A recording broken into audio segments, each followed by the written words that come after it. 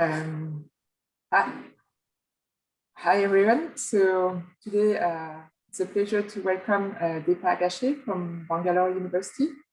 Deepa did a PhD in Austin and then a postdoc in Harvard in the US, and then moved back to India, to Bangalore about 10 years ago.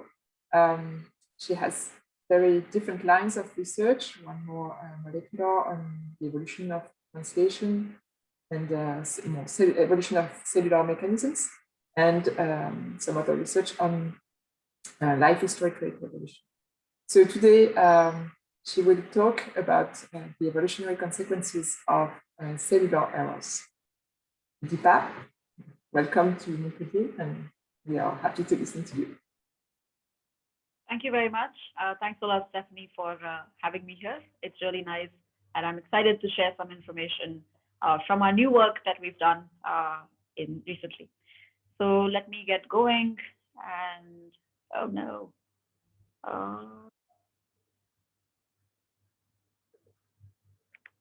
Okay, sorry. I'm going to start from the beginning of my talk instead of.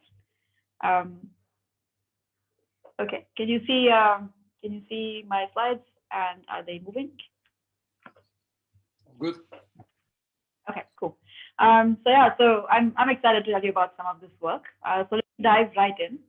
I think most of you are familiar with the really large amount of error that occurs during basic fundamental processes in our cells, going from DNA to RNA when we replicate or when we transcribe, and from going from RNA to protein when we translate. And so the error rates tend to be, like I said, very high, and they vary a lot across organisms. And one of these really main features of a lot of work in evolutionary biology in the last many decades has been to understand why we have these errors, why are these error rates so high compared to what we think life should be able to deal with or be comfortable with in some sense. And second, how do these kinds of errors evolve? And in the context of the second part, where how to understand how these kinds of errors evolve and what are their consequences for evolution, we've done a bunch of experimental work that I'm going to share with you today. So let me start with the first part, which is errors while making proteins. So I think most of you know that mistranslation is often costly. So cells have evolved ways to minimize or tolerate it. And again, what we mean by mistranslation is either your proteins containing the wrong amino acids or your proteins being the wrong length, broadly speaking. And so we know a lot of reasons why mutant proteins should be harmful. They cause aggregations in the cell, they're problematic, they stress the cell out, and so on. But there are also some very interesting cases in the past few decades which have been uncovered, where specific proteins, when mistranslated at specific positions, are actually beneficial or adaptive for the cell. And so what we know reasonably well is something about what is going on in these specific cases where a protein can be truncated under stress and it is beneficial for the cell, or a protein may be differentially translated, or specific amino acid mistakes may be made, and those tend to be beneficial in those specific circumstances. What we know relatively less about is when or why is global mistranslation beneficial? Is it beneficial in the first place? And if so, what are the mechanisms and consequences? And I hope to explain to you why we're thinking of global mistranslation, because it's actually a pretty common phenomena in our cells. So we wanted to manipulate mistranslation in a bacterial system. This is work that was led by and originally conceived by a really excellent postdoc in my lab, Lasya Samhita. So Lasya, for her PhD work, had worked in a bacterial genetics lab where she had made mutants of E.coli, which did not contain 3 of the 4 typical initiator tRNA methionine genes. So in the process of translation, as you see here, this is mRNA, there's my artistic ribosome translating proteins. And one key factor here is tRNAs, right, which bring in different amino acids, and they're going to attach based on the codon-anticodon recognition to the mRNA, and the ribosome then allows for bonds to be formed between the different amino acids. So what Lasya had done was deleted 3 of these 4 initiator methionine tRNAs, which are specific to initiating translation in bacteria in general. The first methionine that you see in a protein is is brought in by these FMET tRNAs. And the subsequent tRNAs that have methionine, subsequent amino acids that are methionine in the cell, in the protein, are going to be brought in by a different tRNA. So if you don't have this special tRNA bringing in the right amino acid, you're going to have problems with even starting protein translation. And so it's a very important tRNA to have in a cell. So when she deleted 3 of these, I'm going to call this the mutant from now on. What ends up happening is these cells mistranslate all over, right? And what do I mean? They frame shift. They start making the proteins from the wrong place in the mRNA, and they may include a different protein, a different amino acid instead of methionine at the beginning, right? So they start misinitiating. Overall, the cells that have this mutant phenotype or genotype are going to show a lower rate of growth because they're not making protein as fast as they need to make. So using this system and also making other kinds of ways, other chemical or genetic ways of generating mistranslating variants, we started exploring what are the evolutionary impacts of this global mistranslation that's happening in these cells. So we did initially a screen where we asked, okay, using biolog plates, can we take these mutant E. coli as well as other forms of chemically or genetically modified mistranslating strains of E. coli? And can we ask, do they have a benefit in any way in terms of survival under some stresses? And one of these stresses that showed up very early on is ciprofloxacin, which is an antibiotic that damages DNA. What I'm showing you here is data from ciprofloxacin-resistant colonies that show up. So per cell that we plate onto agar plates containing ciprofloxacin, we're seeing many more surviving colonies after 24 hours in the mutant case. And this is a bit odd. Like, okay, so what is going on? So we asked whether this survival benefit is similar in other DNA damaging conditions, such as under UV stress or with hydrogen peroxide, and we do see the same kind of benefit. Interestingly, we also see a similar benefit in completely different kinds of stresses with high temperature or starvation, which as far as we know, don't sort of directly damage DNA. So what is going on in these colonies? If we take some of these resistant colonies and we sequence them, we find they all have mutations in the target gene for ciprofloxacin, which is gyrase A. So gyrase A mutations typically come up both in the clinic and in experimental evolution in the lab when exposed to ciprofloxacin. So this is a standard, we expect these mutations. And everybody has a similar set of mutations in the gyrase gene as we expected. So then this is a bit surprising though, because the mutant has more colonies, but all these colonies have kind of the same set of mutations. So what's going on? Is the mutation rate different? And we did some assays to test that. This is a fluctuation test assay. We don't see it. We also did other assays later with mutation accumulation lines. Again, we don't see a difference in the mutation rate. So then we asked, let's step back a little bit and start looking at the mechanism. There's a lot of work already done on ciprofloxacin resistance. And in bacteria from other work, we know that typically there's a long series of pathways involved, but the key components are as follows. When DNA is damaged in cells, this gene called REC-A is activated, this protein called REC-A is activated, and REC-A goes and degrades LEX-A, which is a suppressor, which is an inhibitor. LEX-A is inhibiting the activation of SOS genes, what are called a series of genes which are activated in bacteria when they're stressed, particularly with DNA damage. And the activation of this bunch of genes allows for rapid repair of DNA so that this damage that is caused by this agent can be mitigated, right? So we know already from prior work that ciprofloxacin resistance involves the SOS response. Do we see that in our strains? And we do.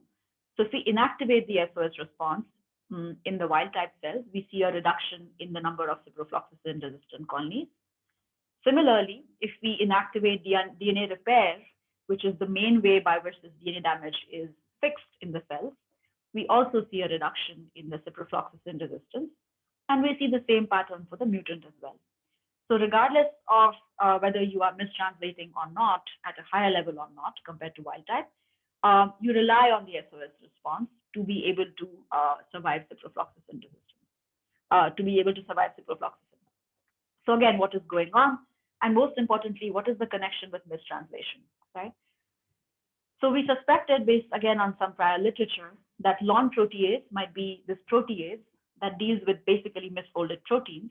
maybe that's the key link, because long protease has been suspected as having a role to play with the SOS response as well, and activating the SOS response. And indeed, we see that.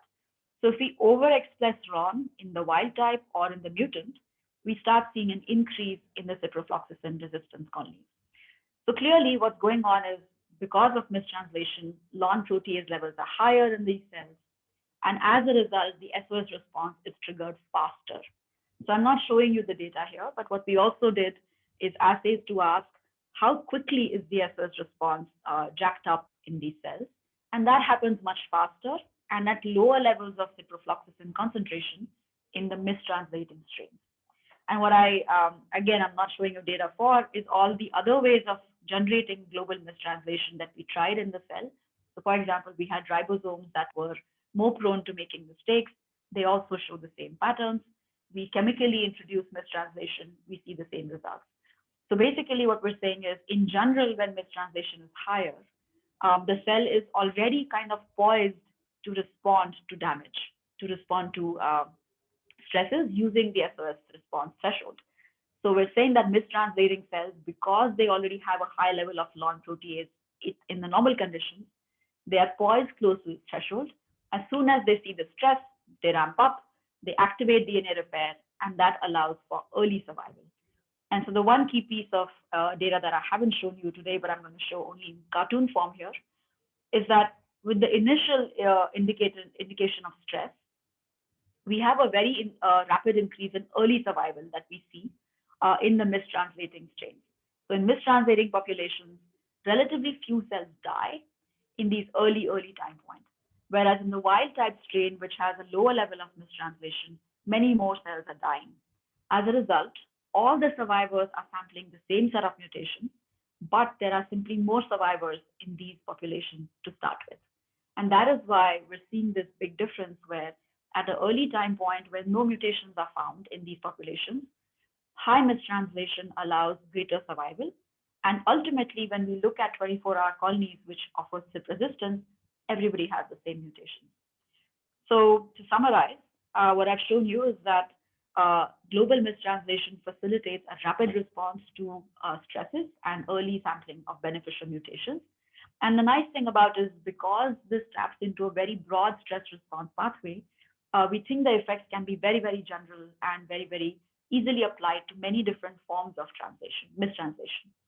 What I haven't shown you today also is data from a recent paper that we published, where we also found that increasing mistranslation, again, in many different ways, increases the amount of heterogeneity between cells in growth and survival both. And so this offers the potential for non-genetic variation to alter evolutionary dynamics, because different populations of cells are going to behave differently depending on whether they have high mistranslation or less mistranslation. So this is very exciting, and I hope to follow up on this work in future. And I finally want to leave you with just a little bit of a teaser for recent results that we found. So we wanted to ask, okay, everything we've done so far is looking at mistranslation and its impact at an immediate time scale, right? Soon after we introduce mistranslation. What about slightly longer term? What happens then? So we evolved different populations of the wild type and either cells that mistranslate at a higher level or a lower level under 3 different antibiotic stresses, so ciprofloxacin, kanamycin, and ampicillin. And note that they're all impacting different aspects of cellular function, so they're not doing the same thing mechanistically in the cell. And what I'm showing you here is just a representation of which mutations, which genes did we find mutations in when we evolve these populations that adapt to these antibiotics. So what I'm showing you here again is that the wild type is getting mutations in gyrase A. Like I said before, that's the typical mutation we expect. In kanamycin, we get FASE, again, expected targets and so on. Now, what's interesting is if we look at 2 kinds of populations that have high mistranslation in 2 different ways, they start sampling very different sets of mutations that seem to be all adaptive. And similarly, if we look at populations that have lower levels of translation compared to mistranslation compared to the wild type, they also sample different sets of mutations. And so basically having cells which mistranslate or make mistakes at higher or lower levels than wild type can dramatically alter the course of evolution by changing perhaps the fitness consequences of given mutations depending on the genetic background, right? This is kind of where we're at the moment, and we're trying to explore this further. I now want to shift to the second part of my talk, where I'll speak about errors while making DNA. All right, so I think this is something that many of you are familiar with, the abstract idea of a fitness landscape on which different genotypes are moving, acquiring mutations, and as populations adapt in a particular environment, they're fixing beneficial mutations which carry them up towards fitness peaks. Now, there are two kinds of biases or processes that we think play a role in determining which kinds of mutations are we going to observe in populations after this process of adaptation. The first one, I think most of you have thought about a lot, is fixation bias. So, for example, in these three different populations cartoons, you have the purple allele showing up at a very high frequency, and perhaps it's because it is beneficial, perhaps these populations were large, and so on and so forth, right? And this has been studied very, very well by a lot of people in the last few decades. But there's a second underlying bias, which is also very important, which is the supply of mutations. So in this population, for example, you might have the purple mutation occurring more commonly simply based on the underlying biochemistry and the biophysical constraints, which determine which kinds of mistakes are made more frequently and which kinds of mutations are sampled very rarely in a given species. And this is generally determined by the set of DNA repair enzymes that are present in any organism, right? And so hopefully this will become a little bit clearer later on. But the main point I want to make is if the set of genetic variants that are available for selection to act on is different because the bias underlying your mutation spectrum is different, then you're going to perhaps fix different kinds of mutations under selection. And this impact of mutation bias is understood but relatively poorly studied. So I'll just give you a couple examples to show how mutation biases can be super important during evolution. Here's a recent paper showing how there is very, very parallel adaptation driven by mutation biases for CPG sites at high mutation rates at CPG sites. So across different groups of bird species, whenever there have been adaptations to high altitude, you often find very repeated and very parallel amino acid substitutions. And the authors show that this is driven by high mutation rates at those sites, which increase the chance that you're going to see the same kind of substitutions at similar sites in different hemoglobin genes in these different birds. Another interesting example application comes for drug resistance mutations. So these are data from different cancer patients. If you look at different patients who have different cancer resistance, drug resistance mutations in their tumors, you find that the frequency of these mutations is better predicted by the frequency of these mutations occurring in the human genome based on the underlying bias of mutations, rather than the fitness consequences of those different mutations, right? So we need to understand mutation bias to be able to predict the consequences of evolution better. So now mutation biases come in many flavors. So I just want to clarify some of the things that I'm going to speak about a little bit. As you're all familiar, there are 4 bases in our DNA, and there are 2 broad kinds of mutations we can classify. We can classify as transitions, which are purine to purine or pyrimidine to pyrimidine mutations, or transversions, which move across these categories, right? And as you can see, there are simply, by simple probability, there are more transversions possible. So in a no bias situation, we expect 66% of mutations to be transversions and the rest to be transitions. Now, there can also be other kinds of biases that we could classify. We could talk about biases as coding versus non-coding, synonymous versus non-synonymous, GC to AT versus AT to GC. So, people can classify mutation biases in many ways. Today's talk, I'm going to focus on transitions and transversions. So if we now look at how common mutation bias is, particularly focusing on transition-transversion ratios, I've aligned them on this single linear axis. And here's the no bias situation, which I just mentioned. If we take experimental data sets and ask which species of bacteria have what bias, we see that each dot here represents a particular species. And you see there's a wide range of transition-transversion ratios observed experimentally. By the way, these are all without the action of selection, right? So this is just the underlying mutation bias. there's a very big difference here, and all of them are on the transition side of things, right?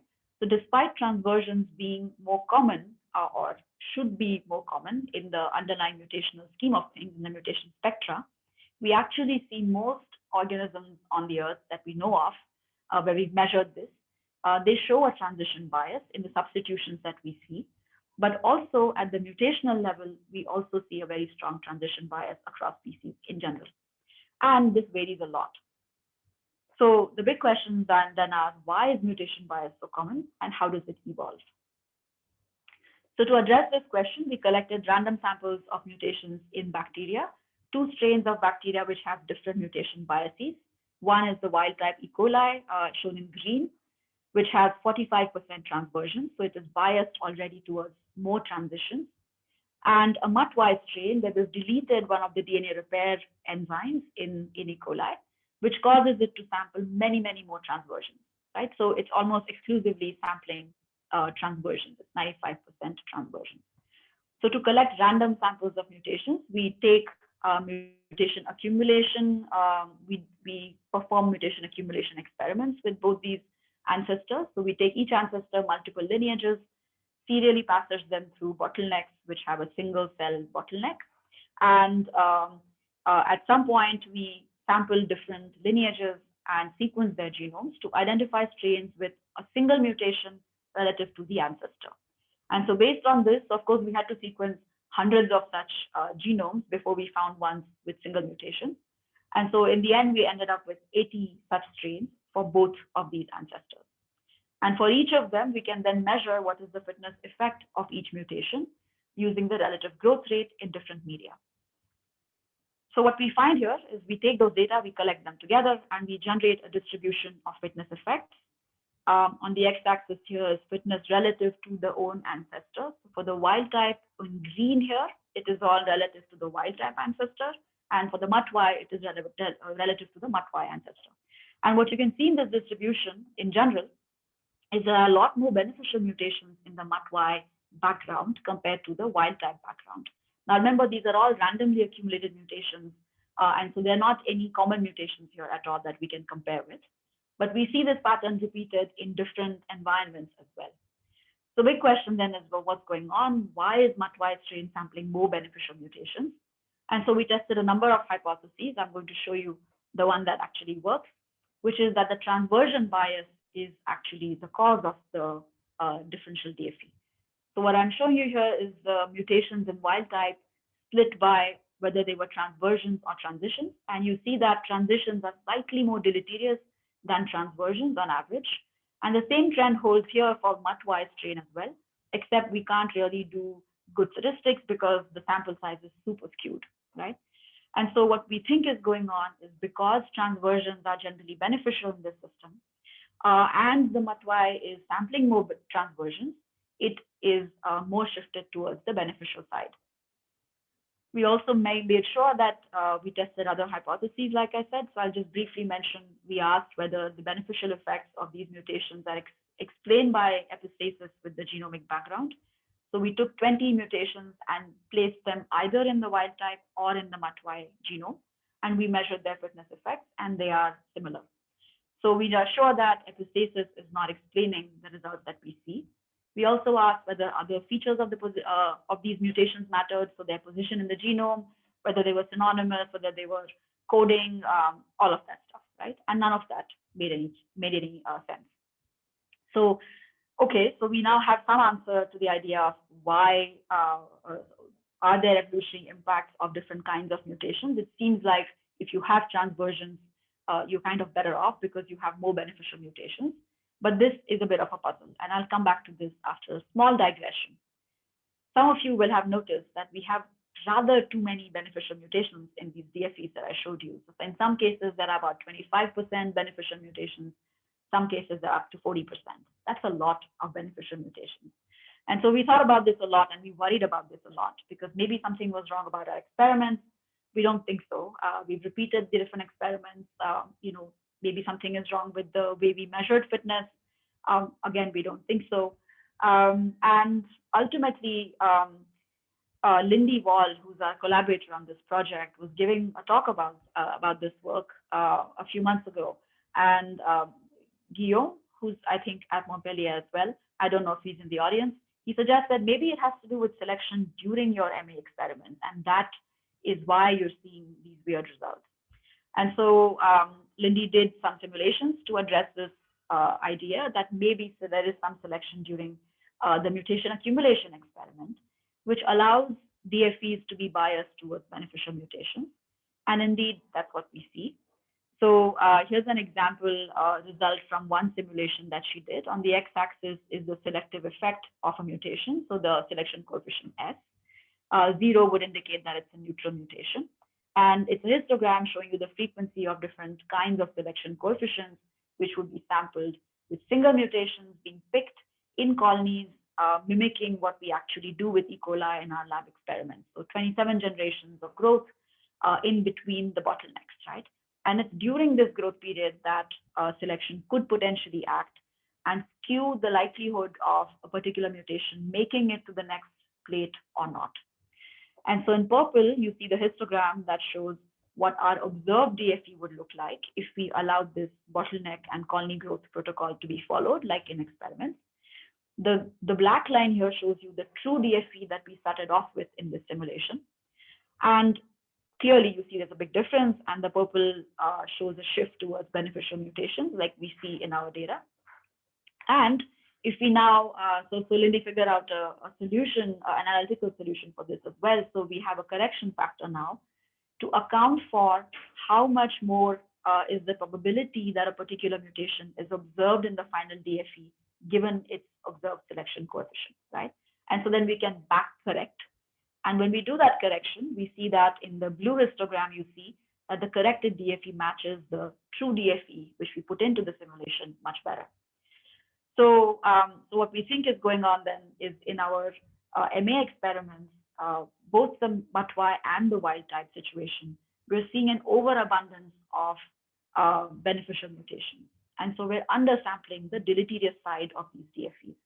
Now, remember that the correction applies to not the selection coefficients because they are what they are. It's just the probability of sampling them which changes, and therefore the DFE changes. Okay, so then the question is, could that explain the difference in the DFEs of the wild type and the MUT-Y? And to address this, Lindy again did simulations of this sort, where she varied the mutation rate, because maybe if the mutation rate is high enough, it allows for this selection bias to be even stronger. So what I'm showing you data for here is 4 different mutation rates that she tested, and the fraction of mutations that are deleterious, neutral, or beneficial. The stars show you data for what we actually observed, so the raw observed mimicking the purple situation here, and the corrected ones are shown in circles. And so you see that for all classes of mutations, whether deleterious, neutral, or beneficial, the mutation rate really does not change anything. Clearly, the correction overall changes the fraction of mutations. It reduces the fraction of beneficial mutations compared to what we would observe in our data sets. But that correction is similar regardless of mutation rate. So this suggests to us that although our precise estimates of the fraction of beneficial mutations are wrong and not reflecting the true DFE, the degree to which they're wrong is similar for both the MUT-Y and the wild type, right? So our end result of the fact that the MUT-Y samples more beneficial mutations still stands. How beneficial they are and how many of them are beneficial has changed or will need to change once we perform this correction on our data sets. And interestingly, I should mention there's a recent preprint by some colleagues in Mumbai who also come to very, very similar conclusions completely independently by doing simulations and experiments to show that there can be substantial bias due to selection during mutation accumulation. And so this is very, very new work. These plots were generated by Lindy just in the last 2-3 days, I think. And so we're still thinking about it. And so if you have any other ideas or suggestions to move ahead on this, I would be very much happy to hear it. Okay, so I'm going to end my digression and come back to the main question. So remember where things were when we last left them is we know that transversions seem to be more beneficial, and we know that the MUT-Y is sampling more transversions. That we already knew. But this is kind of puzzling because it makes no sense that transversion should be generally beneficial in any situation. Because, I mean, we know there's lots of data to show that any kind of mutation, its impact on fitness is very context dependent, and you cannot generalize for a broad category of mutations that they will be or will not be beneficial. So we wanted to understand the generality of these results and understand are shifts in mutation biases, such as what we made when we went from wild type to MUT-Y. Are these kinds of shifts going to be always beneficial?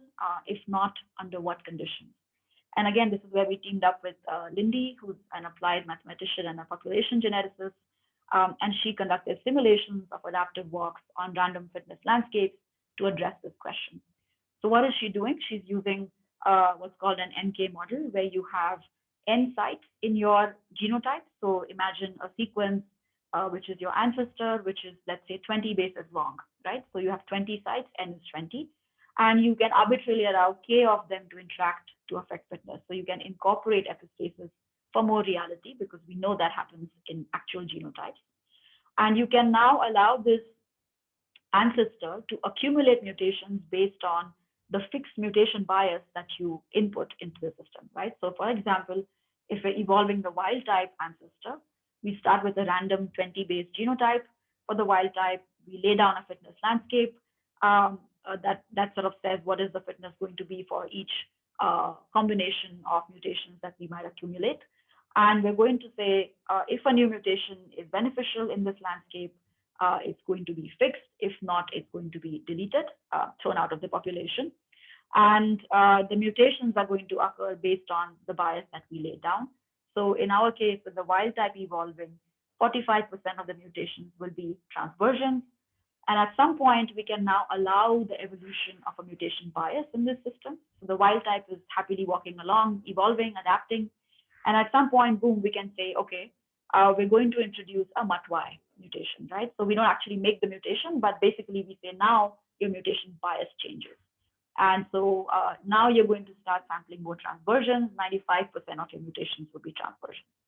And then what we're going to do is, across this time frame of the simulation, as mean fitness increases, the fraction of beneficial mutations reduces, we're going to sample our population and ask, what is the estimated distribution of fitness effect? So if we take 100 mutations around where the current wild type is sitting, with whatever mutations is already accumulated, and ask 100 randomly sampled mutations in the neighborhood of its genotype, what is the predicted fitness effect of that mutation?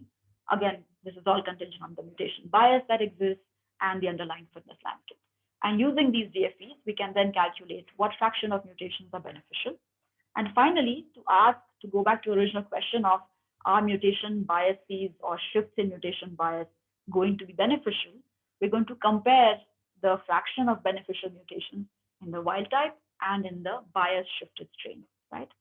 And so that difference in the fraction of beneficial mutations is what's on the y-axis here.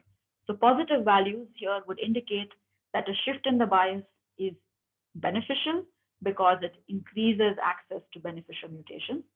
And a negative value on the y-axis will indicate that the bias shift is going to be deleterious.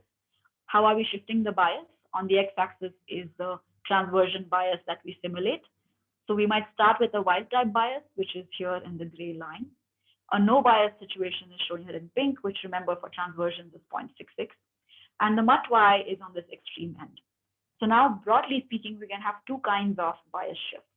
One kind of bias shift which goes from wild type towards MUT-Y, in which case the existing bias in the wild type is opposed, because remember, the existing bias is more transitions, and now we're moving towards more transversions.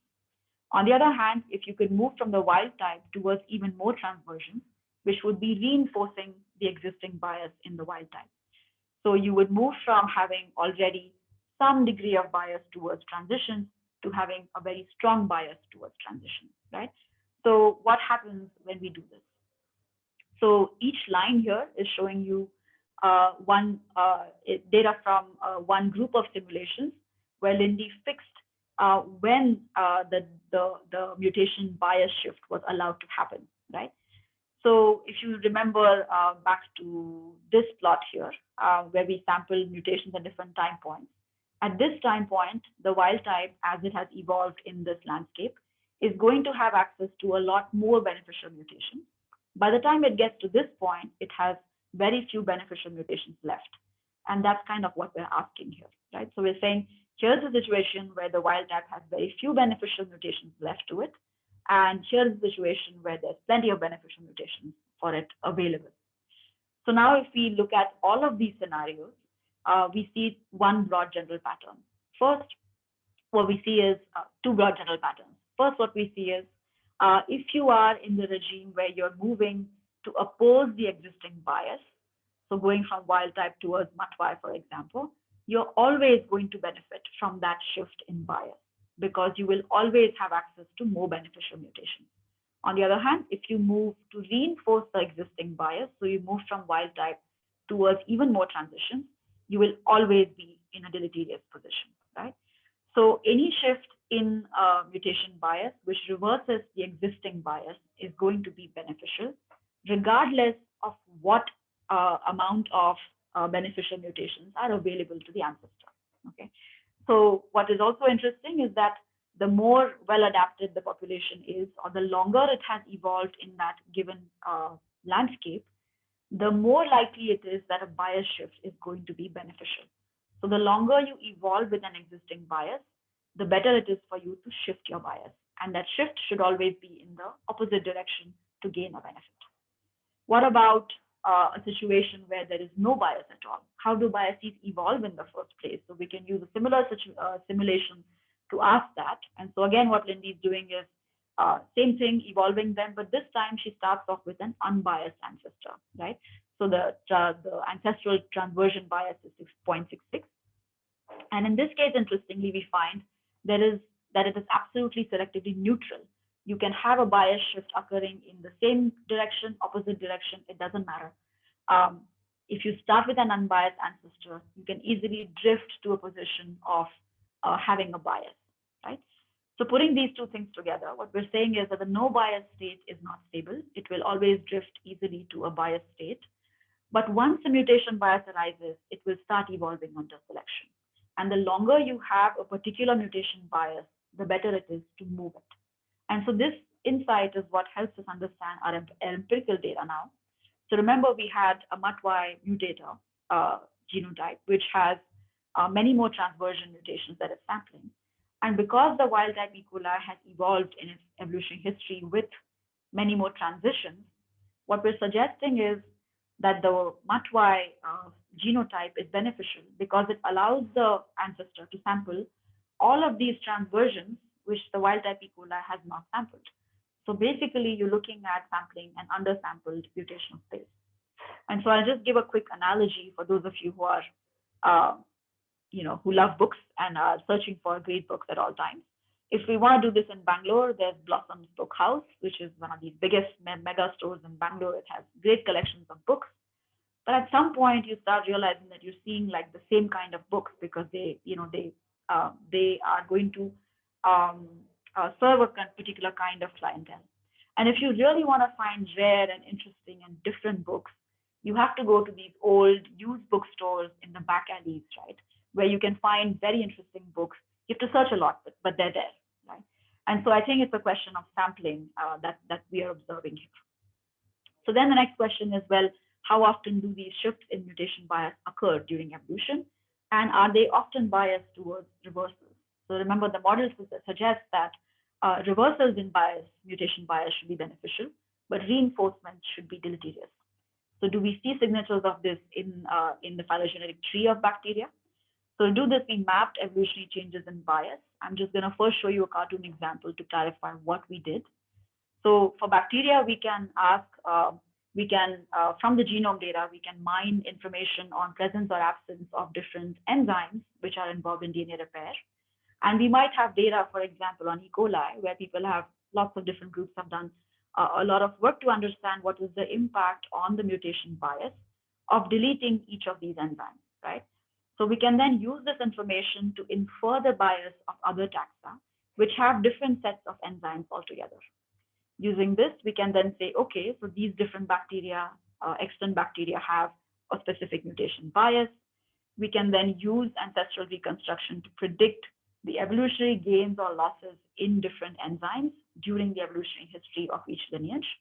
And then using these data, we can then say, okay, how many lineages do we see where there is either no change in bias in the evolutionary history, there's a single change in one direction, there is a bias which has been reinforced. So for example, in this particular lineage, the ancestor had a high transversion ratio, which slowly moved gradually over time to a high transition ratio.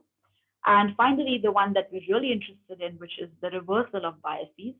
So are there lineages which have flip-flopped, right, which have gone up and down, where sometimes they are increasing transitions, sometimes they're reducing transitions? That is what we predict should be beneficial. So we do this in the bacterial phylogeny. I'm showing you here a snapshot of a piece of the phylogeny that we used. You might see some familiar bacteria on here. Here is the presence-absence data from homology detection for a bunch of different repair enzymes for which we have some empirical evidence, at least in E. coli and usually in other bacteria as well, for the impact on mutation bias, based on which we can then infer the existing bias in transition transversion ratios. And we also did this for GC to AT biases shown here. And based on this, we can then map the gains and losses, which you see here on this phylogeny. It's messy, don't worry about it. But the point to make is there's a lot of dynamism here. There's a lot of gains, lots of losses of the different enzymes. And the key point we wanted to test here is, are these gains and losses happening in such a way that lineages go back and forth on their bias? And indeed, we see that. So we find that about 82% lineages show at least one reversal in the transversion bias. And we infer a null expectation of about 72% for this reversal based on randomly allocating gains and losses in the phylogeny, right? So when controlling for phylogenetic biases that might exist, we still find that there are many, many more reversals. And interestingly, if we also plot similarly how many lineages have reinforced biases, we see very, very few of them, so less than 10% lineages, right? So then I'll wrap up by quickly summarizing. We think that shifts in mutation biases can open new adaptive paths. And so I'm just showing you a cartoon here saying that we can extend what we are finding beyond transition transversion ratios to any other kind of bias, because the same principle of undersampling versus oversampling should apply. And so what's important then is the evolutionary history, which is key. And there's no need to invoke specific selection pressure to explain any kind of bias. And this is something people have really tried hard to do, to say, okay, why do we see more transitions in most organisms? And people have suggested various kinds of selection pressures. Something similar is done for GC to AT biases. And what we're suggesting is you don't need to invoke that, because it's unlikely that there will be any biochemical or sort of functional impact that will be very general for any kind of mutation. Instead, we suggest that the hypothesis we're proposing is more likely to explain these very broad patterns of why there are shifts in mutation biases. Also, we think that altered mutation bias shifts can change the rate and basis of evolution. So, for example, we predict a shorter waiting time for beneficial mutations if you shift a bias to be reversed.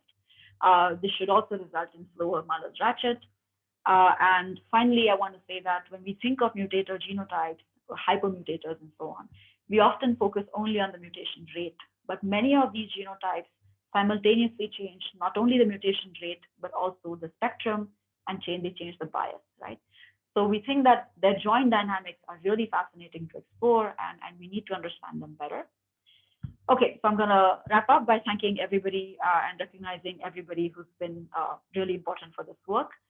So the first part of my talk with that mistranslation work was led by Lasya, who's a really amazing postdoc in the lab, and I'm sad she's leaving soon.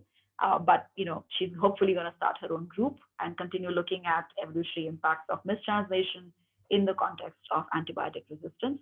Parth was a really good project assistant who worked on this project for a long time with Lasya. And Godwin and Shashi were collaborators who helped with single cell work that I didn't really talk much about, but they've been really good collaborators for us here. And Mridula is a former PhD student who led all of this work on on the DNA replication error part that I showed you. Gaurav similarly is a former PhD student who did the phylogenetic analyses. Bhumika was a visiting intern who helped Mridula with the growth assays. And finally, without Lindy, we would not be anywhere with this insight and understanding that has come from her simulations and modeling. So thank you again for having me here, and I look forward to questions. Thank you very much, Deepa. This is a, I think one would need some time to think about questions, but we have some already that are there in the audience. I mean, I'm reading them, some of them aloud. So probably, donc Marc-Antoine Guéry. So if you then can please ask your 2 questions aloud, you can do it now. Yes, can you hear me? All good. Yeah, so my first question was about the growth rate of wild type E. coli versus mutated E. coli. Did you observe any difference? No. So the initial, you mean the MUT1 mutation, right? Yeah, doesn't have any impact on growth. In most environments, maybe in 1 or 2 environments, it is slightly more beneficial, and in other environments, it's slightly more deleterious compared to the wild type. But overall, no. Okay. So my second question was about so the mutation bias. Can you say that it's like a balancing under a balancing selection where you would have a few organisms that would have the advantage to have the opposite bias? You mean heterogeneity within a population? Yeah. Quite possible. I haven't thought through this, and so I don't know exactly how it would play out. But I guess I could imagine that there might be alternative strategies. But the point is that, it depends on the length of time that you spend in a particular bias, right? So if you spend a lot of time with a transition bias, you should move to a transversion, and vice versa. So how that would be maintained in a population and how that would sort of allow things to switch back and forth, I don't know easily. Yeah. What we do know, though, which might be a little bit relevant to what you're asking, is under various kinds of stresses, like nutrition stress or other kinds of stresses, we know that the mutation spectrum changes, at least temporarily and transiently. And sometimes it is because of the over or under expression of different DNA repair enzymes, which are under the control of the SOS system. But we don't know how long these kinds of transitory effects last, and what impact they have through the change in mutation rate, which also occurs sometimes, but also sometimes without mutation rate changes, we see changes in spectra. Now, whether those spectrum changes are beneficial in that short period of time where we see those spectrum shifts happening, I don't know. And so maybe that is closest to what data I can think of that address your question. But it will be really nice to investigate this more. Okay, thank you. Yeah, very, very great work. It's very inspiring. Thank you. Thank you very much. Now, so we have a question now from Ophélie Ronce. Ophélie, if you want, you can then please ask aloud. Hi. Hi. How are you doing? I had a question about, I'm still struggling a bit to reconcile, your model of evolution of mutation bias, where initially you would expect it to be, as direction of it could be kind of neutral. You could evolve one direction or another, and then you expect species to shift their mutation bias relatively often, at least on evolutionary scale. And the fact that when we observe those bias in extant species, they seem to be mostly in the same direction. So what I don't understand in the scenario, what would make all species similar? I would expect all species to have different biases if it's changing and if there's no initial direction that is favored initially. Can you explain that again to me? This is speculative because I don't have an exact answer, but I guess what I'd like to maybe remind is that if you look at that whole linear scale of transitions and transversions, even though everybody is on the side of transitions, there are many different positions that they occupy, right? So some of them, the transition transversion ratio varies a lot from almost entirely transitions to almost no bias, right? And so I think the important point to remember is based on the simulation and the models, even if you move a little bit along that direction to be in the opposite direction, you still gain some benefit, right, from the new sampling of the other kind of mutation that you have not sampled before. So it's not necessary that you have to go on the other side of the no bias line in some sense to gain the benefit. If you are in one extreme end, even a small move in the opposite direction should be beneficial. Does that make sense and explain? And so overall, why everybody is still on the transition side, or most of them are, I don't have a good answer for that. But at least I think our model helps explain why there's a lot of variation along where you stand on that line. And yeah, a related question to that, or maybe not related, but is that, I mean, those bias in transversion and transition, if I remember correctly, they are used a lot to make inference in molecular evolution. And if you predict that those are actually quite dynamically changing, what are the implications for those inferences? Did you think about that? Could you give an example of the kind of inferences, because I'm not able to hear you very, very clearly? Oh, sorry, my connection is not very good. Yeah, I don't know of a specific example because I'm not a specialist of molecular evolution, but I had the feeling that often people assume something about this rate and to make various kind of inferences. And I was wondering, just out of curiosity, if the fact that this was changing actually relatively fast was not affecting prediction we would make, assuming a constant bias. Yeah, state of bias scan. Yeah, that's the word that I missed earlier. So I don't. Okay, so there are, I guess, two ways to think about this. One is the kind of very plastic responses, changes in mutation bias that I was just mentioning in response to the previous questions, right? How much they matter for what we see on a phylogenetic tree at the phylogenetic, distances that we're talking about, looking at divergent species or strains. I don't honestly know, and I don't think there are any data that help us understand that at all, because I mean, how often does a species in the wild or population in the wild undergo these transient back and forths in mutation spectra based on whatever stress they see? Nobody knows.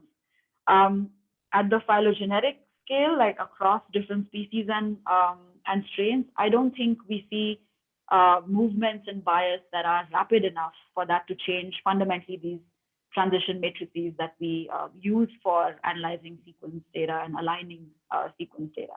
So my intuition at that level is it will not be that important. It won't matter so much because we're still talking of like millions of years of time scale at which these things are happening, at least in the phylogeny that we can look at.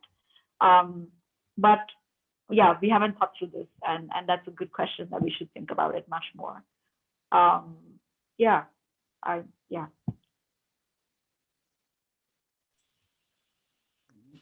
Okay, but then along this line, Deepa. Okay, thank you. So then along this line, then one of the asymmetries that exists between transition and transversions is that there are many more. There is an excess of synonymous mutations in transitions and an excess of non-synonymous mutations in transversions.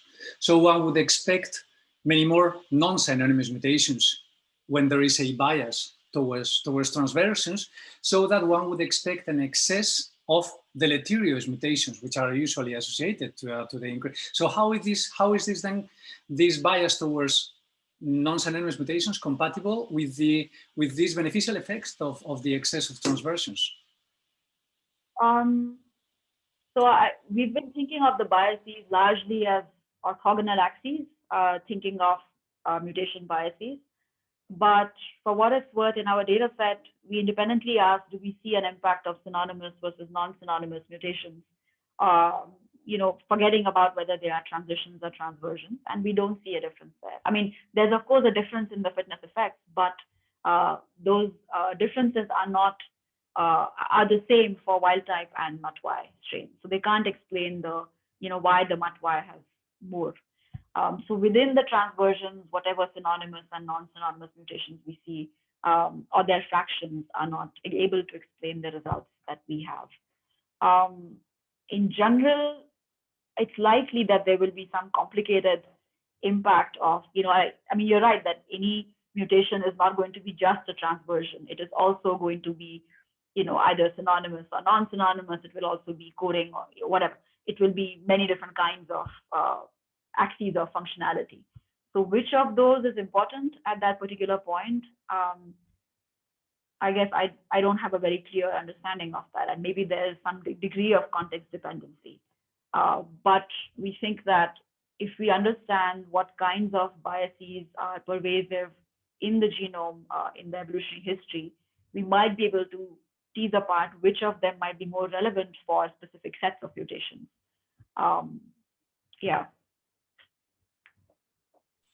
But we need to think about that more clearly. Yeah, I don't have a very good answer for you. Mm-hmm. No, I understand. Then we have a question by Lee Attenberg. So then please, if you, Altenberg, sorry. Hi, can you hear me? Yes. Hi, yes. Yeah. So what seems really notable is that if I got it correctly, moving from unbiased to biased is a neutral change, but then going back the other direction is an advantageous change. And so the only way I can make sense of that is if it's going from the unbiased to the biased, you're starting from a state where there's very little beneficial mutation. Is that correct? Yeah, so it is, well, no, so in the case of going from unbiased to biased, it doesn't matter what state you're at, like how long you've evolved in this landscape, it doesn't matter. That's at least what the simulations show. So I think it's the coming back, which is contingent on how long have you, evolved with that particular bias for. So the longer you evolve with that specific bias, once it evolves, the more likely you are to sort of be pushed towards going back. Is that addressing what you were saying? It's really interesting, just dynamically. It's kind of like a hysteresis. So I'd like to look into the details. It's very interesting. Thank you. Thank you. Yeah, I'm sorry, I'm not able to hear you very well, but I think you sent me an email also with paper suggestions, and I will respond and think about them for sure. Thanks a lot. Certainly. Okay. Thanks a lot. Yeah. Well, thanks a lot. I think that it's already 12:30. I think it has been a very inspiring talk because also that changes the view on the impact of these biases on what is the repertoire of the landscape that is explorable, right, and available to mutation. I think it is extremely interesting. Yeah, thank you. So thank you very much. So thank you very much, Deepa. Yeah. Oh, sorry. Can I ask a question? Oh, please go. It's just because I feel we didn't pay much attention to the first part of the talk, so I wanted to ask something about this for our guests, if I may. If I understood well, what you said was that this mistranslation results in a kind of low level of stress that kind of primes the SOS response. Is this what you think? So do you know, what I didn't really follow was whether you found a cost to that, and whether you think this or another type of low level stress that maintains kind of an alert state could be maintained when there's regular occurrences of stress like that. Yeah, no, that's a great question. So in general, there is a cost of having mistranslation be high, but at the moment we can't tease it apart whether it's the fact that you have less protein translation and so on. So we see, for example, lower growth rate, right, of this mutant. And anytime we introduce more mistranslation, we see a reduction in the growth rate. But it's not easy to tease apart whether this is because of the reduction in protein translation problems or the mistranslation problems or the stress level. So that will require, I think, a little bit more work to try and say, okay, well, let's independently stress the cells and ask if there's a cost and so on. So people have done that part, but I don't think they've looked at what happens to the fitness consequences of doing so. But we need to do that. I agree. That's a good point. But anyway, I thought this part was also inspiring, that something that's kind of deleterious primes a response to another stress. Yeah. No, Sorry, totally Nacho, for interrupting. No way, no way. I mean, I found that first part much more extremely interesting too in terms of this response. Yeah. Good. So thank you very much. Thanks a lot, Deepa, for your talks, and then thank you all for your questions. Just to remember, as Laurent Gay said at the beginning, we have the call for speakers for the autumn session open until June 27th. And just a reminder about the Louis Thaler seminar on the 2nd of July by Hannah Coco. So with this, so thanks again, Deepa, for your time, and have a good afternoon and enjoy the warm weekend. So bye.